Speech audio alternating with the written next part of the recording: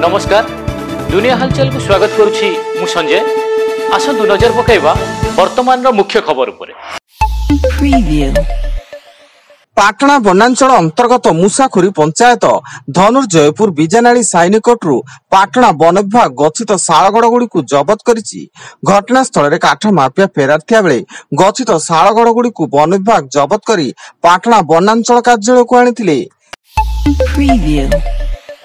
सामाजिक गणमाध्यम विवादीय पोस्ट को नहीं भद्रक धामनगर होइतिबा गंडगोल घटना गिरफ व्यक्ति संख्या 27 को वृद्धि। सेथिरु भद्रक थाना अंचल 10 जन थिया बेले धामनगर पुलिस आउ 17 जन को गिरफ करथिबा सूचना।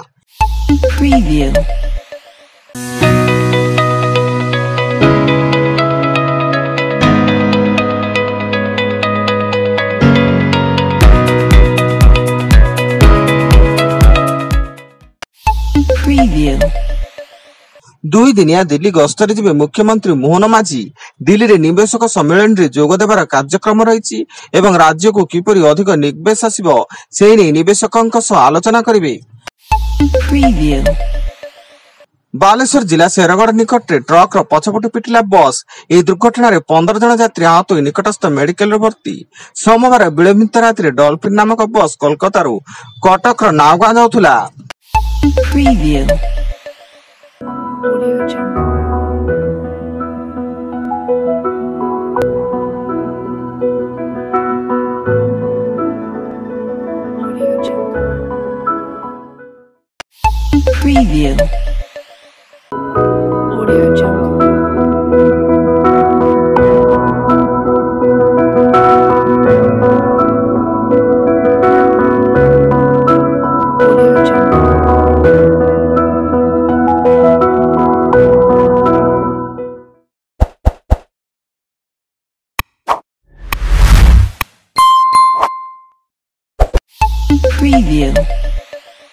झारखंड पार्क निर्वाचन प्रचार पर बीजेपी दल मंग धरिले ओडिशा मुख्यमंत्री मोहन माझी।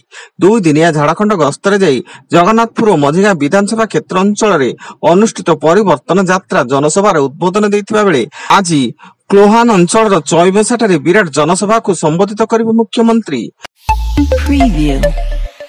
सुंदरगढ़ जिला बनाई अंचल में घन कुड़ी एपरिक कुड़ी जो 10 मीटर पर्यंत देखा जाउनता बेले गाड़ी चालक लगी असुविधा होउची, किंतु प्रथम कुड़ी जो अधिकांश लोक सुंदर दृश्य देखा बाहरी पड़ती।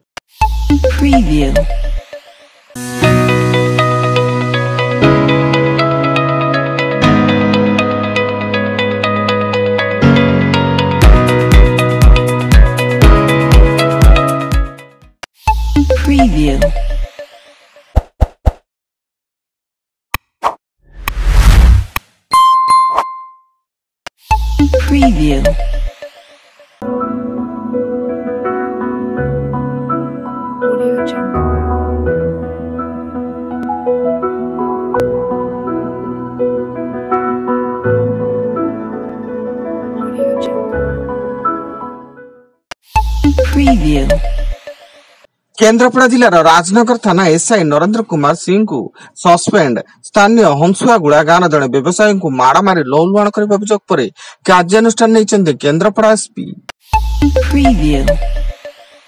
सुंदरगढ़ जिला हेमगिरी थाना अधीन टांगरडीह हत्याकांड निशारे चूर होई जड़े व्यक्ति अन्य जन को पत्थर छेची हत्या करिछि। मृतक हेले करण सिंह, हत्याकारी हेले सनबोध बुड़ा। एवं जाजपुर जिला टाउन थाना अंचल 7,000 टंकार शिशुपुत्र बिक्री। दारिद्र्य जो मां निज शिशुपुत्र को अन्य जन को मात्र 7,000 टंकार बिक्री करथिया बेले चाइल्ड लाइन शिशुपुत्रटी को उद्धार करछि। एने तनाघना आरंभ होईछि।